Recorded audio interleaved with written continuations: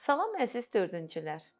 Biz keçən dərs rekordlar kitabı haqqında oxuduq, lakin həmin kitabda kimlərin, nəyin bu kitaba düşdüyü haqqında heç bir məlumat oxumadıq.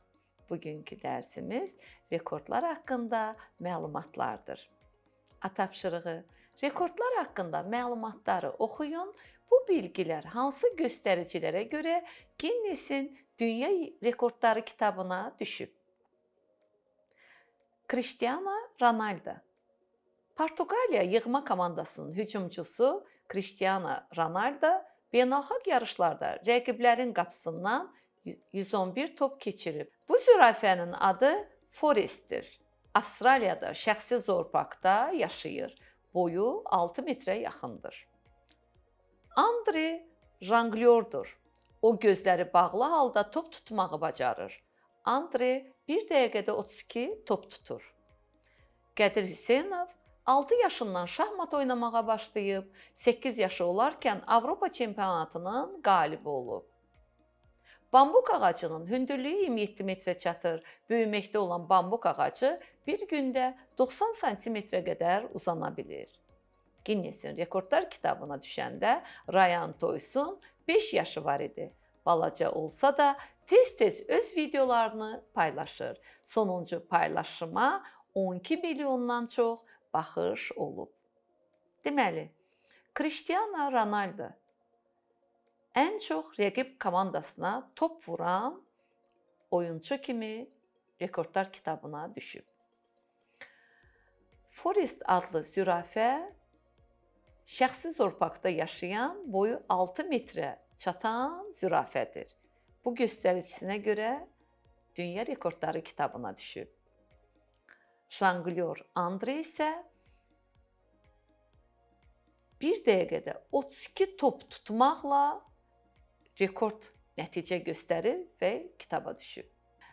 Qədir Hüseynov isə 6 yaşından şahmat oynayıb və 8 yaşı olarkən Avropa çempionu olduğuna görə rekordlar kitabına düşüb.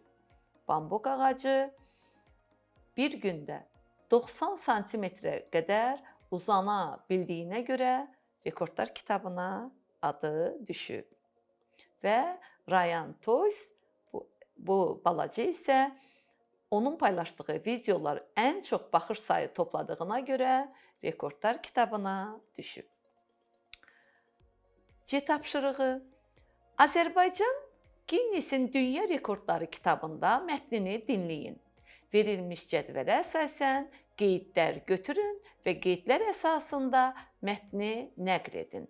Əziz balalar, cədvəldə deməli bir sütunda rekordlar kitabına düşən şəxsin adı, tarixi və rekordu biz qeyd etməliyik ki, hansı rekorda görə rekordlar kitabına düşüb. İndi isə dinləmə mətnini diqqətlə dinləyin və qeydlərinizi götürməyi unutmayın. Ginnesin Dünya Rekordları kitabında müxtəlif ölkələrin yüzlərlə nümayəndələri haqqında maraqlı və qeyri-adi məlumatlar var. Bu ölkələr arasında Azərbaycan da var. 2004-cü ildə ölkəmizdə püskürən palçıq vulkanı kitaba dünyanın ən böyük vulkanı kimi düşüb. Əslən Azərbaycanlı olan Fəxrəddin Vəliyev Belçikada yaşayır. 2004-cü ildə o 5 dəqiqə ərzində 20 nəfərin siluetini çəkir. Bu nailiyyətinə görə Fəxrəddin Vəliyev adı məşhur kitaba düşmüş ilk Azərbaycanlıdır. Lənkəranlı Ələsgər Həsənzadənin adı Ginnesin Dünya Rekordları kitabına düşəndə 7 yaşı vardı. 2008-ci ildə bu balaca oğlan sinəsini yerə vurmadan 1 saat 45 dəqiqə ərzində barmaqlarının ucu ilə 3000 dəfə qalxıb enir. Zərifə Salahovanın miniatür kitab kolleksiyası var. Kitabların sayı 8000-i ötüb. Onların içərisində elə kitablar var ki, qalınlığı 7-8 santimetrdən çox deyil.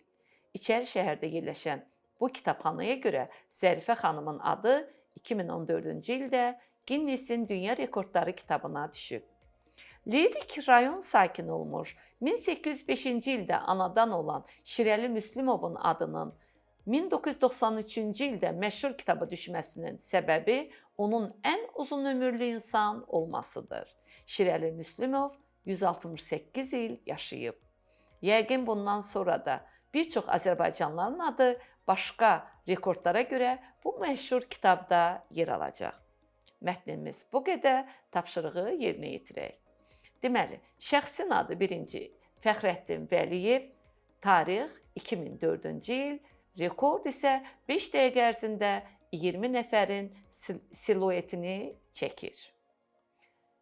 Növbəti rekorda düşən şəxs Ələsgər Həsənzadə idi.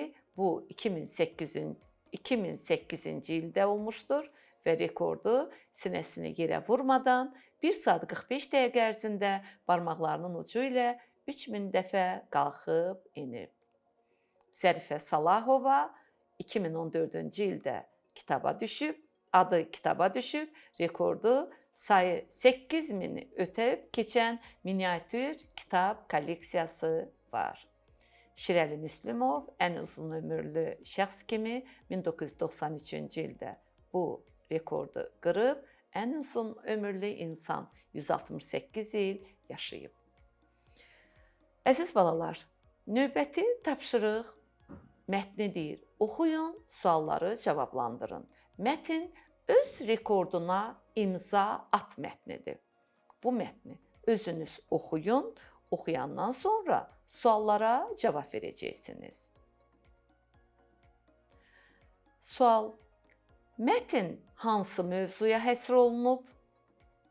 Müəllif mövzu ilə bağlı hansı məsələni qabardır? Müəllifin bu məsələyə münasibəti necədir? Müəllif öz fikrinə oxucunu necə inandırır? İnanıram ki, birinci suala cavab verəcəksiniz ki, mətnin mövzusu həyatın müxtəlif sahələrində ilk və ya ən olmaqla əlaqədar idi. Müəllif hansı məsələni qabardırdı? Mətndə müəllifin qabartdığı əsas məsələ hədəfə çatmaq üçün qarşıya məqsəd qoyub nə isə sübuta yetirməkdir. Müəllifin bu məsələyə münasibəti necədir? Müəllifin fikrincə özünə inam, özgüvən hissi olan iradəli və çalışqan hər kəs rekordçu ola bilər. Müəllif öz fikrinə oxucunu necə inandırır? Müəllif oxucunu inandırmaq üçün iradə nümayiş etdirərək kompüterdə sürətli yazı bacarığına necə yiyələndiyini nümunə gətirir.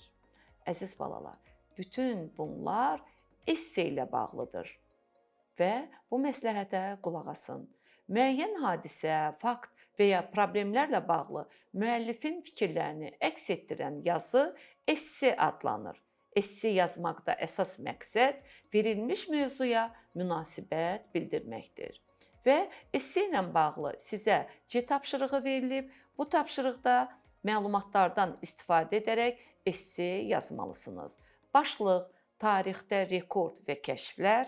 Əsas məsələ: rekord və kəşflər olmasaydı dünya inkişaf edərdimi? Məsələyə münasibət: İnsanlar rekord və kəşflərə can atmasaydı dünyada heç bir yenilik olmazdı. Və əsaslandırma: tarixdəki məşhur ixtira, kəşf və rekordlardan bir örnək. Mən belə bir esse yazmışam, verilən məlumatlarla bağlı olaraq siz bunu dəyişib öz fikirlərinizi də əlavə edib yaza bilərsiniz. Tarixdə rekordlar və kəşflər. Qədim zamanlardan bu günə kimi dünyada müxtəlif kəşflər, ixtiralar edilib. Bir çox sahələrdə birinci olmaq istəyən insanlar əzmkarlıq göstərərək ən yüksək pilləyə qalxmış, rekordçu kimi məşhurlaşmışlar. Məncə, kəşflər və rekordlar olmasaydı, dünya inkişaf etməzdi. Bir anlıq təsəvvürümüzə odun olmadığı dövrü gətirsək, hər şey aydın olar. Kəşflər sayəsində insanların yaşaması üçün müxtəlif ərazilər tapılıb, həyat tərzi dəyişib, əl əməyi yüngülləşib. Birincilik arzusu ilə yaşayan insanlar öz məqsədlərinə çatmaq üçün yeni rekordlara can atırlar. Ona görə də bir çox rekordlar yenilənir, rəqabət artır. İnsanlar rekord qazanmaq haqqında düşünməsəydilər, heç bir inkişafdan söhbət gedə bilməzdi. Radio, televizor ixtira edilənə qədər insanlar dünyadan xəbərsiz qalırdılar. Bugün mobil telefon, kompüter, hər növ maşınlar olmasaydı, həyat çox maraqsız, yorucu olardı. Ona görə də nə qədər ki yer üzündə insanlar var, zaman-zaman kəşfdə, ixtira da yenilənən rekordlar da bir-birini əvəzləyəcək. Bu mənim verilən məlumatlar əsasında yazdığım essedir və sizdən də daha bundan da gözəl esselər yazmağı arzulayıram. Sağ olun, növbəti dərslərdə görüşərik.